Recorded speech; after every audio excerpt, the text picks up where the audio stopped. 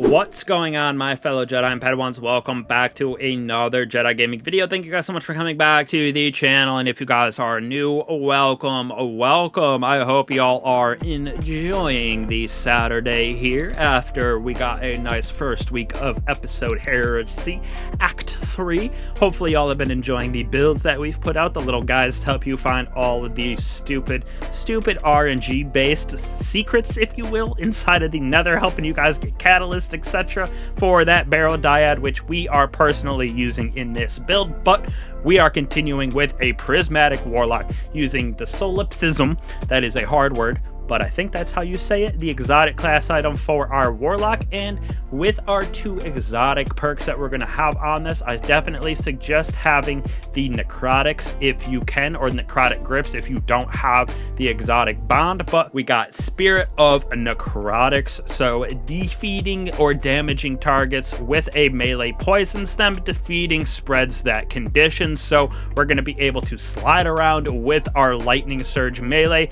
going all over the place, creating a bunch of that poisoning. Definitely very fun and very good to use. On top of that, I am looking for Spirit of Synthesept still. I went through about 15 of these perks, or I should say 15 iterations of getting this exotic bond over the past week and a half, and haven't got one with both Necrotic and Synthos. But Spirit of Claw that we got gives us an additional melee charge, so also not bad, because instead of having 3 melee charges, we're gonna have 4, which is pretty disgusting, and we're gonna be able to get it back very quickly because of artifact mods, because of the subclass that we got on with our fragments, as well as mods that we got on our armor. So very fun and very easy to use, especially in early game content or like normal strikes, whatever. It is absolutely insane the amount of defeats that you can get, and it works in that end game content. We're getting Jolt with this, we're getting Poison to spread, we're getting Sever,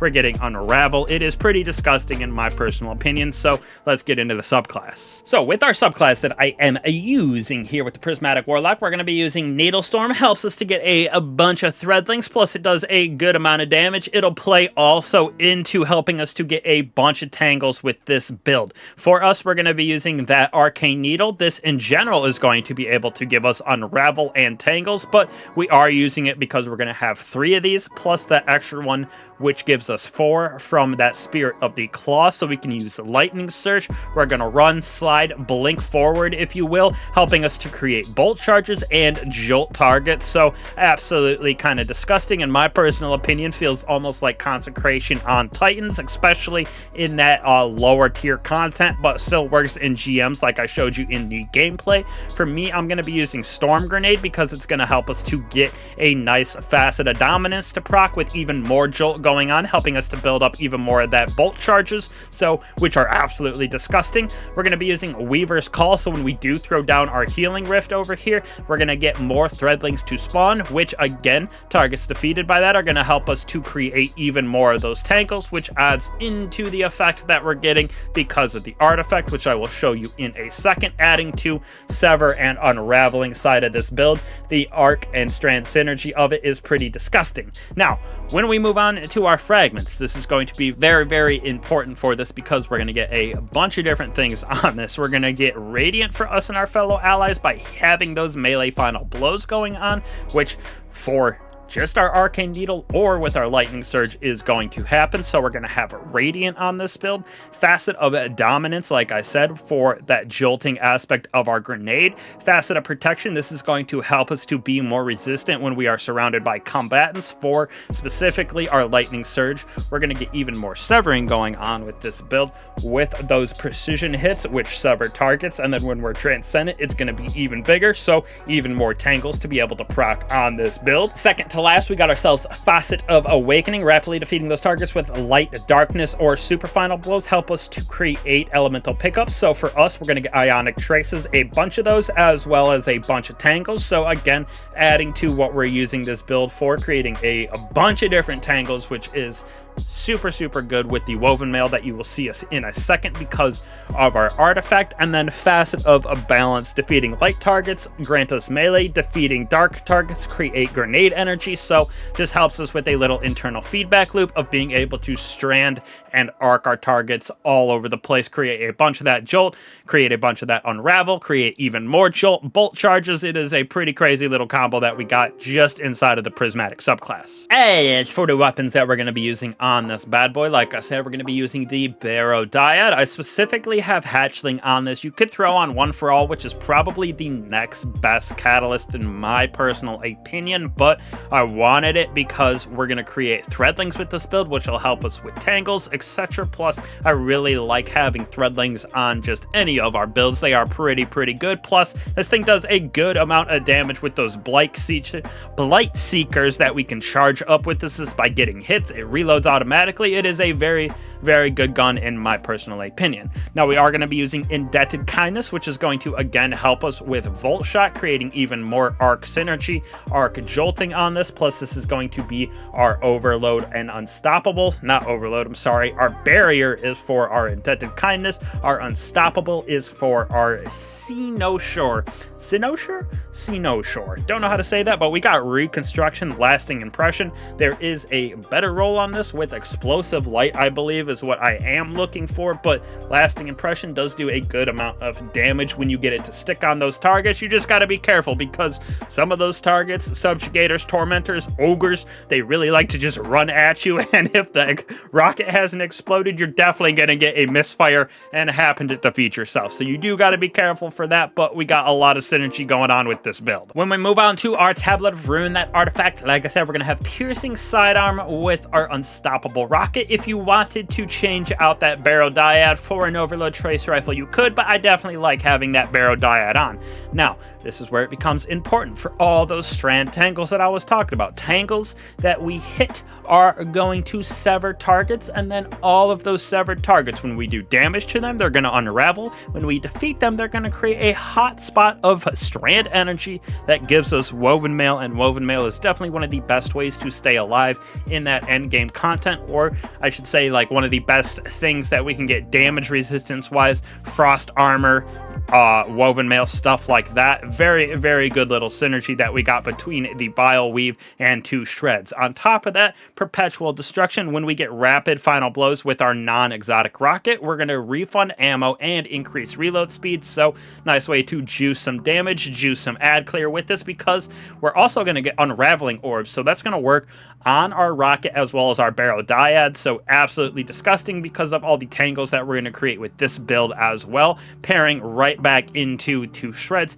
and the Vile Weave. Even more of those Threadlings as well being created, which feeds back into even more tangles. So you can kind of see the synergy that we're getting with just the strand. Now, the arc side of it, we're going to have Overclock and Load. So when we're amplified or have Bolt Charge, arc weapons are going to handle and reload better. When we have a Photonic Flare, exhausted severed targets with an arc damage is going to release Blinding. So we're going to have Sever on this build with all the tangles that we got going on, and then we hit it with one single grenade or one single hit from our Indebted Kindness, going to create a damaging burst of that blinding explosion. On top of that, we're going to have a flashover, so that maximum number of bolt charges makes us amplified and they deal more damage. So definitely one of the best things that we've got for the arc side of every build, especially those Titans using the barricades to sit behind, really stack up bolt charges quickly, but it is a very good thing to have in general. And then I did go with Heavy Ordnance Regeneration, so dealing sustained damage with that rocket increases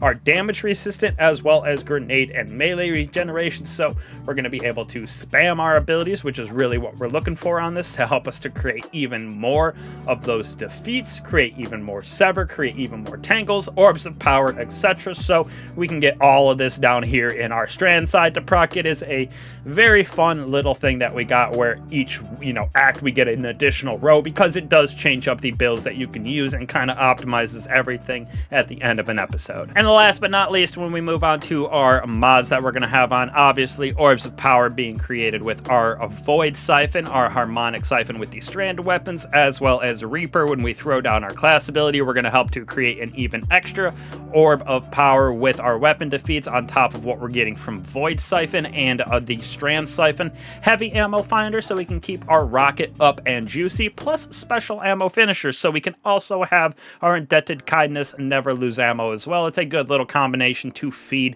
both of our weapons. Now, with all those orbs of power, we're also going to have reduction of all our abilities, our least charged ability, and get some health back. So very nice little internal feedback loop with getting our melee grenade as well as our class ability back. And then same thing up here, impact, momentum, bolstering. These are kind of the same thing. We're getting our grenade, we're getting our melee, and we're getting our class ability by basically doing damage with our grenade and melee. So feedback loop pretty solid right there, with the resilience being at 82, like it at least at 80 if not higher, recovery at 100 for our rift, strength at 100 so we can slide around with that lightning surge, even if we just use our normal melee to get the sever going on and unraveling. But like I said, always for my chest pieces, we're going to go with whatever content you are going into, whichever has the most burns, the most damage, etc. This is kind of what I was going through with the GM I was going into. Had a lot of void, had a lot of arc, so that's why I threw that on. But with this build, like I said, very easy, lower tier content. You are blowing through it,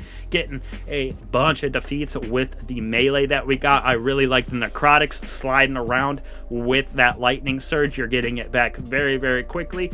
And on top of that, all the jolt that we got, all the unravel, all the sever, all the tangles that we're going to produce with this build is pretty disgusting. We're getting bolt charges, we're getting jolting, so a lot happening on this build that you can take through any type of content, GMs all the way down to just a normal strike, going through even farming the nether, farming core to blades, everything like that. Is a very, very fun build in my personal opinion, and very easy for our guardians to use. Plus my warlock looks pretty sick as a nice Imperial Guard. So really appreciate you guys for always coming back to the channel. Don't be afraid to like, subscribe, tap that bell if you have not. It helps me out, helps the channel out. Plus you guys will be able to get notifications for all the content that we put out here on the channel, god rolls, build guides, etc., whatever it may be. So really appreciate you guys again for checking us out. Hopefully you have a banger weekend. We're going to be doing a lot of stuff with Team Vove with COD coming out this week, so be on the lookout for that as well. But again, appreciate all you guys. I'll catch you guys in the next one. Peace.